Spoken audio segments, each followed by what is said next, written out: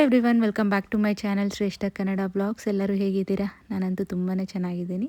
ನೀವೆಲ್ಲ ಚೆನ್ನಾಗಿದ್ದೀರಾ ಅಂತ ಭಾವಿಸ್ತಾ ಈ ಒಂದು ವ್ಲಾಗ್ನ ಸ್ಟಾರ್ಟ್ ಮಾಡ್ತಾ ಇದ್ದೀನಿ. ಇವತ್ತಿನ ವ್ಲಾಗ್ ಬಂದು ನನ್ನ ಒಂದು ಡೈಲಿ ರೋಟೀನ್ ವ್ಲಾಗ್ ಆಗಿರುತ್ತೆ. ಮತ್ತು ಕೆಲವೊಂದು ಕುರ್ತಾ ಸೆಟ್ಸ್ನ ತರಿಸಿದ್ದೆ. ಇನ್ನೇನು ಯುಗಾದಿ ಹಬ್ಬ ಹತ್ರ ಬರ್ತಾ ಇದೆಯಲ್ವ, ಸೊ ಅದರದ್ದು ಒಂದು ಹಾಲ್ ಸಹ ಆಗಿರುತ್ತೆ. ಮಿಂತ್ರಾ ಹಾಲ್ ಅಂತಲೇ ಹೇಳ್ಬೋದು. ಸೊ ಇವಾಗ ಮನೆಯೆಲ್ಲ ಪೇಂಟ್ ಮಾಡಿಸಿದ್ವಿ. ಸೊ ಇವತ್ತಿಗೆ ಎಲ್ಲ ಕಂಪ್ಲೀಟ್ ಆಯಿತು ಪೇಂಟಿಂಗ್ ಎಲ್ಲ. ಸೊ ಅದರದ್ದು ಈ ಪೇಂಟ್ ಎಲ್ಲ ಕೆಳಗಡೆ ಇದಾಗಿ ಸ್ವಲ್ಪ ರಂಗೋಲಿ ಹಾಕೋ ಕಡೆ ಎಲ್ಲ ಅದು ವೈಟಿಗೆ ಇದಾಗಿದೆ. ಲಾಸ್ಟ್ ಒಂದು ಕಮೆಂಟಲ್ಲಿ ತಿಳಿಸಿದ್ದೀರಾ ಅದೆಲ್ಲ ಸ್ವಲ್ಪ ಕ್ಲೀನ್ ಮಾಡಿಸಿ ಸೊ ದಟ್ ರಂಗೋಲಿ ಇನ್ನೂ ಎದ್ದು ಕಾಣುತ್ತೆ ಅಂತ.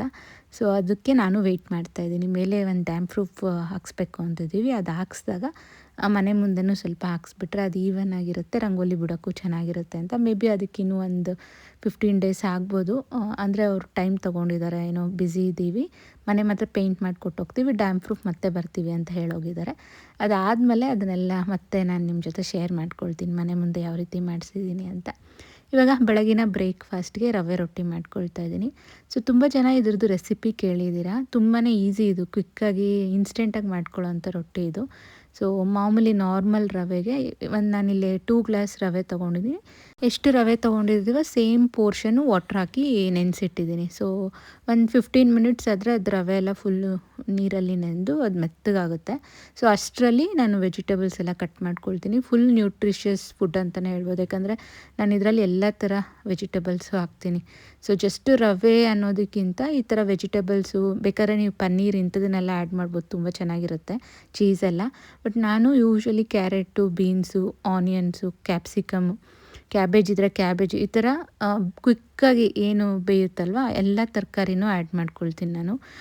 ಸೊ ಇದಕ್ಕೆ ನೀವು ಬೇಕಾದರೆ ಈ ಸಬ್ಸಿಗೆ ಸೊಪ್ಪು ಅಂತ ಬರುತ್ತಲ್ವ, ಅದನ್ನು ಸಹ ಮಿಕ್ಸ್ ಮಾಡಿ ಹಾಕ್ಬೋದು. ಅಂದರೆ ಬರೀ ಅದನ್ನಲ್ಲೇ ಮಾಡ್ಬೋದು, ಅದು ಒಂದು ಡಿಫ್ರೆಂಟ್ ಫ್ಲೇವರ್ ಇರುತ್ತೆ. ಅಕ್ಕಿ ರೊಟ್ಟಿ ಯಾವ ರೀತಿ ಡಿಫ್ರೆಂಟ್ ವೇಸಲ್ಲಿ ಮಾಡ್ಕೊಳ್ತೀವೋ ಸೇಮ್ ಅದೇ ಥರನೇ ಅಕ್ಕಿಗೆ ಬದಲು ರವೆ ಹಾಕ್ಕೊಳ್ಳೋದಷ್ಟೇ. ತುಂಬ ರುಚಿಯಾಗಿರುತ್ತೆ ಮತ್ತು ತುಂಬ ಕ್ವಿಕ್ಕಾಗಿ ಇನ್ಸ್ಟೆಂಟಾಗಿ ಮಾಡೋದು. ಮತ್ತು ಈ ತರಕಾರಿ ಎಲ್ಲ ತುಂಬ ಹಚ್ಕೋಬೇಕಾದ್ರೆ ಚಿಕ್ಕದಾಗಿ ಹಚ್ಕೋಬೇಕಂದ್ರೆ ಬೇಗ ಬೇಯಬೇಕಲ್ವ. ಸೊ ಬೀನ್ಸು ಇಂಥದ್ದೆಲ್ಲ ಚಿಕ್ಕದಾಗಿ ಚಾಪ್ ಮಾಡಿ ಹಾಕ್ಕೋಬೇಕು. ಸೊ ನಾನು ಈ ಕ್ಯಾರೆಟ್ ಎಲ್ಲ ಮೊದಲೆಲ್ಲ ತುರ್ಕೊಂಡು ಹಾಕ್ತಾಯಿದ್ದೆ, ಬಟ್ ಇವಾಗ ಈ ಚಾಪರ್ ಇರೋದ್ರಿಂದ ಆಲ್ಮೋಸ್ಟ್ ಒಂದು ಸ್ವಲ್ಪ ಜಾಸ್ತಿ ಚಿಕ್ಕದಾಗಿ ಕಟ್ ಮಾಡಿಕೊಂಡ್ರೆ ಆಲ್ಮೋಸ್ಟ್ ತುರ್ದಂಗೆ ಆಗುತ್ತೆ. ಸೊ ಅದಕ್ಕೆ ಇದೊಂದು ಹೆಲ್ಪ್ ಆಯಿತು. ಆನಿಯನ್ಸು ಮತ್ತು ಈ ಒಂದು ಕ್ಯಾರೆಟು ಮತ್ತು ಬೀಟ್ರೂಟ್ ಇದ್ದರೆ ಬೀಟ್ರೂಟು ಆ್ಯಡ್ ಮಾಡ್ಬೋದು, ಬಟ್ ಕಲರ್ಫುಲ್ ರೆಡ್ ಬಂದುಬಿಡುತ್ತೆ.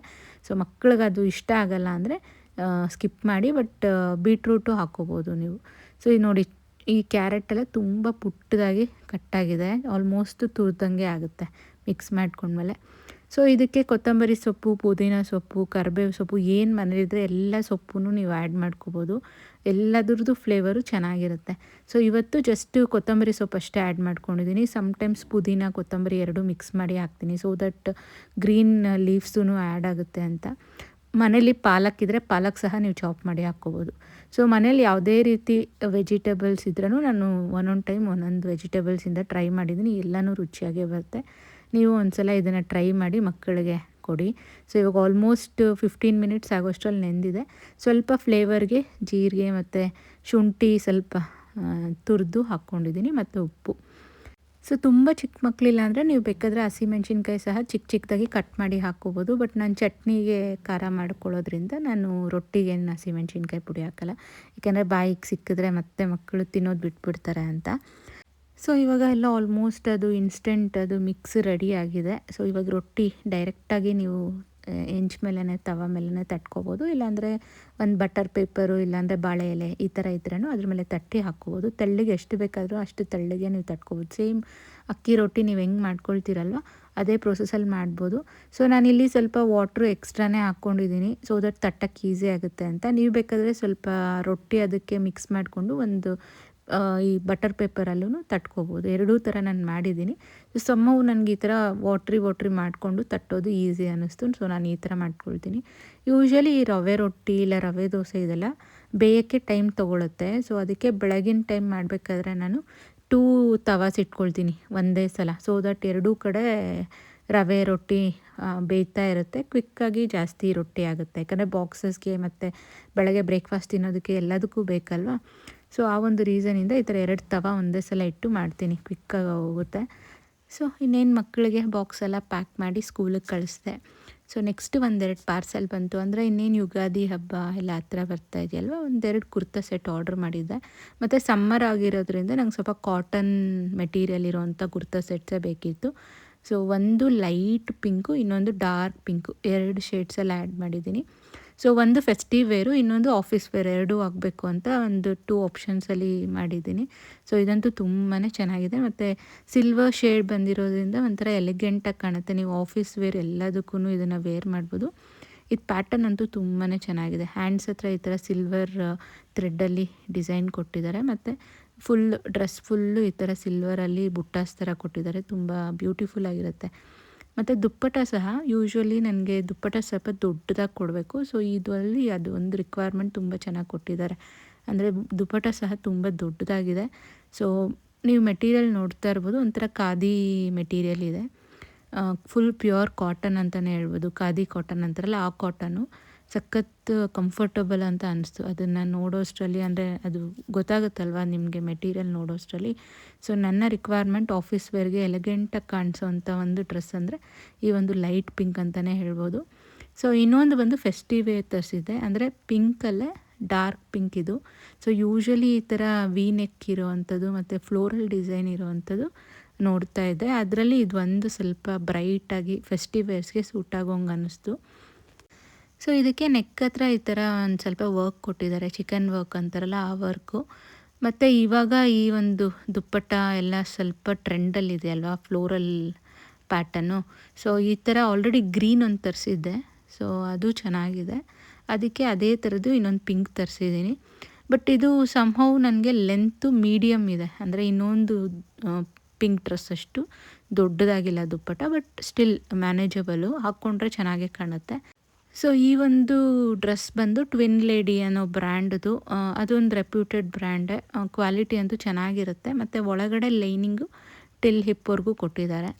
ಸೊ ಇದು ಒಂದು ಒಳ್ಳೆ ಕುರ್ತಾ ಅಂತಲೇ ಹೇಳ್ಬೋದು. ಮತ್ತು ಕಾಟನ್ ಮೆಟೀರಿಯಲ್, ಕಾಟನ್ ಸಿಲ್ಕ್ ಅಂತ ಹೇಳ್ಬೋದು. ಇದು ಪ್ಯೂರ್ ಕಾಟನ್ ಅಲ್ಲ, ಸಿಲ್ಕ್ ಮಿಕ್ಸ್ ಕಾಟನ್ ಅಂತಾರಲ್ವ ಆ ಥರ ಮೆಟೀರಿಯಲು. ಸಮಹೌ ನನಗೆ ಇದು ಮೆಟೀರಿಯಲ್ ಇಷ್ಟ ಆಯಿತು. ಬಟ್ ಇದು ತುಂಬ ಏನು ಡಿಸೈನ್ ಇಂಥದ್ದೆಲ್ಲ ಏನಿಲ್ಲ. ಬಟ್ ವೇರ್ ಮಾಡಿದಾಗ ಫೆಸ್ಟಿವ್ ವೇರ್ ಥರನೇ ಕಾಣುತ್ತೆ. ಇವಾಗ ವೇರ್ ಮಾಡಿ ಎರಡೂ ತೋರಿಸ್ತೀನಿ ಯಾವ ರೀತಿ ಕಾಣುತ್ತೆ ಅಂತ. ಇದು ಬಂದು ಡಾರ್ಕ್ ಪಿಂಕ್ದು. ಸೊ ಇದು ದುಪ್ಪಟ ನೋಡಿ ಇಷ್ಟವರೆಗೂ ಬರುತ್ತೆ. ಸಮಹೌ ಮ್ಯಾನೇಜಬಲ್, ತುಂಬ ದೊಡ್ಡದಿಲ್ಲ ಅಂದ್ರೂ. ಸೊ ಹೆಂಗೂ ನಾನು ಒಂದು ಸೈಡ್ ಅಷ್ಟೇ ಹಾಕ್ಕೊಳ್ಳೋದು. ಸೊ ನನ್ನ ರಿಕ್ವೈರ್ಮೆಂಟ್ಗೆ ಇದು ಪ್ರಾಪರಾಗಿದೆ ಅಂತ ಅನ್ನಿಸ್ತು. ಸೊ ಈ ಒಂದು ಬ್ರ್ಯಾಂಡ್ ನೀವು ತೊಗೋಬೇಕಾದ್ರೆ ನಿಮ್ದು ಎಷ್ಟಿದೆಯಲ್ಲ ಸೈಜು, ನೆಕ್ಸ್ಟ್ ಸೈಜ್ ತೊಗೊಳ್ಳಿ. ಯೂಶ್ವಲಿ ನನಗೆ ಎಲ್ಲಾಗುತ್ತೆ, ಬಟ್ ಈ ಡ್ರೆಸ್ಸು ಎಕ್ಸೆಲ್ ಎಕ್ಸ್ಚೇಂಜಲ್ಲಿ ತರಿಸಿದ್ದೀನಿ. ಯಾಕಂದರೆ ಎಲ್ಲೂ ಸ್ವಲ್ಪ ಚಿಕ್ಕದು ಅನ್ನಿಸ್ತು. ಬಟ್ ನಿಮ್ಮದು ಒಂದು ವೇಳೆ ಎಕ್ಸೆಲ್ ಇದ್ದರೆ ನೆಕ್ಸ್ಟ್ ಸೈಜ್ಗೆ ಹೋಗಿ ಈ ಬ್ರ್ಯಾಂಡ್ಗೆ. ಬಟ್ ಅದರ್ ಬ್ರ್ಯಾಂಡ್ ಇನ್ನೊಂದೇನು ಲೈಟ್ ಪಿಂಕ್ ತೋರಿಸ್ತಾ ಇದ್ದೀನಲ್ವ, ಅದು ನಿಮ್ದು ಏನು ಸೈಜ್ ಇದೆಯೋ ಅದರದ್ದೇ ತೊಗೊಳ್ಳಿ. ಅಂದರೆ ಇನ್ನೊಂದು ಲೈಟ್ ಪಿಂಕ್ದು ನಾನು ಎಲ್ಲೇ ತೊಗೊಂಡಿರೋದು, ಬಟ್ ಅದು ಪರ್ಫೆಕ್ಟಾಗಿ ನನಗೆ ಆಗ್ತಾಯಿದೆ. ಸೊ ನೋಡ್ತಾ ಇರ್ಬೋದು, ಒಂದು ಆಫೀಸ್ ವೇರ್ಗೆ ಸೂಟ್ ಆಗುತ್ತೆ, ಇನ್ನೊಂದು ಬಂದು ಫೆಸ್ಟಿವ್ ವೇರ್ಗೆ ಸೂಟ್ ಆಗುತ್ತೆ. ಇದಂತೂ ತುಂಬ ಚೆನ್ನಾಗಿದೆ dress. Light pink silver combination ಬಂದಿದೆ, ಸಖತ್ ಎಲಿಗೆಂಟಾಗಿ ಕಾಣುತ್ತೆ. ಸೊ ನೀವು ಸಿಂಪಲಾಗಿ ಎಲ್ಲಾದರೂ ಫಂಕ್ಷನ್ಸ್ಗೆ ಹಾಕ್ಕೊಂಡು ಹೋಗೋಕ್ಕೂ ಆಗುತ್ತೆ. ಮತ್ತು ಆಫೀಸ್ ವೇರ್ಗೂ ಇದು ತುಂಬ ಪರ್ಫೆಕ್ಟ್ ಆಗಿ ಮ್ಯಾಚ್ ಆಗುತ್ತೆ ಅಂತ ನನಗನ್ನಿಸ್ತು.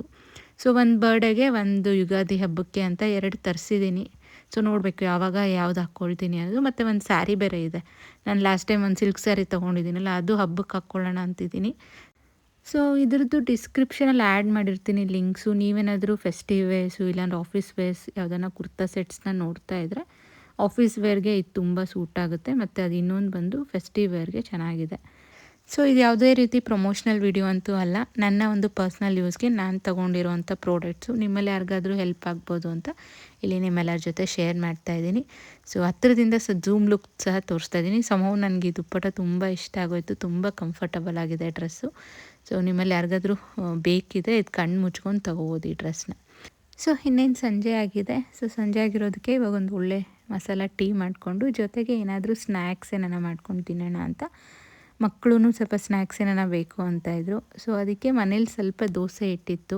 ಸೊ ಅದಕ್ಕೆ ಸ್ವಲ್ಪ ವೆಜಿಟೇಬಲ್ಸ್ ಎಲ್ಲ ಚಾಪ್ ಮಾಡಿ ಹಾಕ್ಬಿಟ್ಟು, ಇದು ಬೆಳಗ್ಗೆದೇ ಸ್ವಲ್ಪ ಚಟ್ನಿ ಬೇರೆ ಇತ್ತು. ಸೊ ಪಡ್ಡು ಜೊತೆ ಚಟ್ನಿ ಮಾಡಿ ಕೊಟ್ಟೆ. ಸೊ ಈ ಥರ ಪಡ್ಡು ಇಂಥದ್ದೆಲ್ಲ ಮಾಡಿದಾಗ ಮಕ್ಕಳು ತುಂಬ ಇಷ್ಟಪಟ್ಟು ತಿಂತಾರೆ ಮತ್ತು ಅವ್ರ ಫ್ರೆಂಡ್ಸ್ನೆಲ್ಲ ಕರ್ಕೊಂಬರ್ತಾರೆ ಪಡ್ಡು ಮಾಡಿದ ದಿನ. ಸೊ ಅದಕ್ಕೆ ನಾನು ಸ್ವಲ್ಪ ಜಾಸ್ತಿನೇ ಮಾಡ್ತೀನಿ. ಏಕೆಂದರೆ ನನ್ನ ಮಕ್ಕಳೆಲ್ಲ ಅವ್ರ ಫ್ರೆಂಡ್ಸು ಎಲ್ಲರೂ ಸಂಜೆ ಆದರೆ ಸ್ಕೂಲಿಂದ ಬಂದಿರ್ತಾರಲ್ವ, ಅವ್ರಿಗೂ ಒಂದು 4 ಪಡ್ಡು ಸಾಕಿದ್ರೆ ಅವರು ತಿಂದ್ಬಿಟ್ಟು ಆಟಾಡ್ಕೊಳಕ್ಕೆ ಹೋಗ್ತಾರೆ ಅಂತ. ಸೊ ಎಷ್ಟಿತ್ತೋ ಅಲ್ವಾ ದೋಸೆ ಹಿಟ್ಟು ಅಷ್ಟು ಪಡ್ಡು ಮಾಡಿ ಇಟ್ಬಿಟ್ಟೆ. ಸೊ ನೆಕ್ಸ್ಟು ಮಕ್ಕಳು ಅವ್ರ ಫ್ರೆಂಡ್ಸ್ನೆಲ್ಲ ಕರ್ಕೊಂಬಂದಿದ್ರು. ಎಲ್ಲರಿಗೂ ಒಂದು 4 ಪಡ್ಡೂಸ್ ಹಾಕಿ ಕೊಟ್ಟೆ. ಅವರು ಖುಷಿಯಿಂದ ತಿಂದು.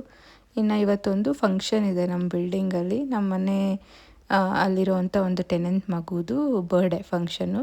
ಸೊ ಆ ಒಂದು ಫಂಕ್ಷನ್ನ ಟೆರೇಸಲ್ಲಿ ಆರ್ಗನೈಸ್ ಮಾಡಿದರು. ಸೊ ಟೆರೇಸಲ್ಲಿ ಮಾಡೋದ್ರಿಂದ ಒಂದು ಅಡ್ವಾಂಟೇಜ್ ಏನಂದರೆ ಫ್ರೀ ಸ್ಪೇಸ್ ಇರುತ್ತೆ ಮತ್ತು ಜನ ಬಂದ್ರೂ ಅಕಾಮಿಡೇಟ್ ಮಾಡೋಕ್ಕೆ ತುಂಬಾ ಈಸಿ ಅಲ್ಲಿ. ಅಷ್ಟೇ ಹೇಳ್ದಿರೋ ಫುಡ್ಡು ಸಹ ಅಲ್ಲೇ ಆರ್ಗನೈಸ್ ಮಾಡಿದರು. ಅದೆಲ್ಲ ನಾನು ಸಂಹೌ ಕ್ಯಾಪ್ಚರ್ ಮಾಡೋದು ಮರ್ತೋಯ್ತು. ಬರೀ ಡೆಕೋರೇಷನ್ ಅಷ್ಟೇ ಕ್ಯಾಪ್ಚರ್ ಮಾಡಿದ್ದೀನಿ ಮತ್ತು ಬರ್ಡೇ ಸೆಲೆಬ್ರೇಷನ್ ಅಷ್ಟೇ ಮಾಡಿದ್ದೀನಿ. ಮಕ್ಕಳಂದು ತುಂಬ ದಿನದಿಂದ ವೆಯ್ಟ್ ಮಾಡ್ತಾಯಿದ್ರು. ಎಸ್ಪೆಷಲಿ ನಮ್ಮ ಬಿಲ್ಡಿಂಗಲ್ಲಿ ತುಂಬ ಜನ ಬರ್ಡೇಸ್ ಮಾರ್ಚಲ್ಲೇ ಇದೆ. ಒಂದು 5 ಮೆಂಬರ್ಸ್ದು ಬರ್ಡೇಸ್ ಮಾರ್ಚಲ್ಲೇ ಇದೆ. ಸೊ ಮಾರ್ಚ್ ಮಂತ್ ಬಂದರೆ ಸಾಕು, ಫುಲ್ಲು ಮಕ್ಕಳಿಗೆ ಖುಷಿ. ಎಲ್ಲ ಮನೆಗಳಲ್ಲೂ ಬರ್ಡೇಸು ಅದೇ ಮಂತಲ್ಲಿ 1 to 3 ಡೇಸ್ ಗ್ಯಾಪಲ್ಲೇ ಇರುತ್ತೆ. ಮತ್ತು ಈ ಟೆರೇಸಲ್ಲಿರುವಂಥ ಈ ಒಂದು ಪೆಂಟೌಸ್ ಇದೆಯಲ್ಲ, ಇಲ್ಲಂತೂ ನಮಗೆ ತುಂಬಾ ಮೆಮೊರೀಸ್ ಇದೆ. ಸೊ ಯಾವಾಗಾದರೂ ಬ್ಯಾಂಗ್ಳೂರಿಂದ ಕೋಲಾರಕ್ಕೆ ಬಂದಾಗ ಸ್ಟೇ ಮಾಡೋಕ್ಕೆ ಅಂತ ನಾವು ಕನ್ಸ್ಟ್ರಕ್ಟ್ ಮಾಡ್ಕೊಂಡಿದ್ದ 1 BHK ಹೌಸ್ ಇದು. ಸೊ ಇವಾಗ ರೇರಾಗಿ ಬರ್ತೀನಿ ಟೆರೇಸ್ಗೆ, ಯಾಕಂದರೆ ಗ್ರೌಂಡ್ ಫ್ಲೋರಿಗೆ ಶಿಫ್ಟ್ ಆಗಿಬಿಟ್ಟಿದ್ದೀವಲ್ವ. ಮುಂಚೆ ಎಲ್ಲ ಇಲ್ಲೇ ಬ್ಯಾಂಗ್ಳೂರಿಂದ ಬಂದಾಗ 2 ಡೇಸ್ ಆ ಥರ ಸ್ಟೇ ಮಾಡಿ ಇಲ್ಲಿ ಟೆರೇಸಲ್ಲಂತೂ ಸಖತ್ತು ಒಳ್ಳೆ ಮೆಮೊರೀಸ್ ಇದೆ ನಮಗೆ. ನೆಕ್ಸ್ಟು ಮಕ್ಕಳೆಲ್ಲ ಡ್ಯಾನ್ಸ್ ಮಾಡಿದ್ರು. ಈ ಥರ ಬರ್ಡೇಸ್ ಇದ್ದಾಗ ಈ ಥರ ಡ್ಯಾನ್ಸು ಇಂಥದ್ದೆಲ್ಲ ಕಂಪಲ್ಸರಿ ಇರುತ್ತೆ. ಮಕ್ಕಳಿಗೆ ಅದೊಂದು ಫನ್ನು. ಎಸ್ಪೆಷಲಿ ಈ ಒಂದು ಸಾಂಗು ಬ್ಯಾಂಗಲ್ ಬಂಗಾರಿ ಸಾಂಗಿಗಂತೂ ಕಂಪಲ್ಸರಿ ಎಲ್ಲ ಬರ್ಡೇಸಲ್ಲೂ ಡ್ಯಾನ್ಸ್ ಅನ್ನೋದು ಇದ್ದೇ ಇರುತ್ತೆ. ಸೊ ನೋಡಿದ್ರಲ್ಲ ಯಾವ ರೀತಿ ಇತ್ತು ನನ್ನ ಒಂದು ದಿನ ಅಂತ. ಸಖತ್ ಎಂಟರ್ಟೈನಿಂಗ್ ಆಗಿತ್ತು. ಎಂಡ್ ಆಫ್ ದ ಡೇ ಅಂತಲೇ ಹೇಳ್ಬೋದು. ಇಲ್ಲೇ ಊಟ ಎಲ್ಲ ಆರ್ಗನೈಸ್ ಮಾಡಿದರು. ಎಲ್ಲ ತಿಂದ್ಕೊಂಡು ಮನೆಗೆ ಬಂದೆ. ನಿಮ್ಮೆಲ್ಲರಿಗೂ ಈ ಒಂದು ವ್ಲಾಗ್ ಇಷ್ಟ ಆಗಿದೆ ಅಂತ ಭಾವಿಸ್ತಾ ಇದ್ದೀನಿ. ಕೊನೆ ತನಕ ನೋಡ್ತಾ ಇರೋ ಪ್ರತಿಯೊಬ್ಬರಿಗೂ ಥ್ಯಾಂಕ್ ಯು ಹೇಳ್ತಾ, ಯಾರೆಲ್ಲ ಇನ್ನು ನನ್ನ ಚಾನಲ್ಗೆ ಸಬ್ಸ್ಕ್ರೈಬ್ ಮಾಡ್ಕೊಳ್ದಿರ ನೋಡ್ತಾ ಇದ್ದೀರಾ, ಇಲ್ಲ ನೀವೇನಾದರೂ ಫಸ್ಟ್ ಟೈಮ್ ವ್ಯೂವರ್ಸ್ ಆದರೆ ನನ್ನ ಒಂದು ವ್ಲಾಗ್ ಸ್ವಲ್ಪನಾದರೂ ಇಷ್ಟ ಆದರೆ ದಯವಿಟ್ಟು ಸಬ್ಸ್ಕ್ರೈಬ್ ಮಾಡ್ಕೊಂಡು ನೋಡಿ ಅಂತ ಹೇಳ್ತಾ ಈ ವ್ಲಾಗ್ ಇಲ್ಲಿಗೆ ಮುಗಿಸ್ತಾ ಇದ್ದೀನಿ. ಮತ್ತೆ ಸಿಗೋಣ.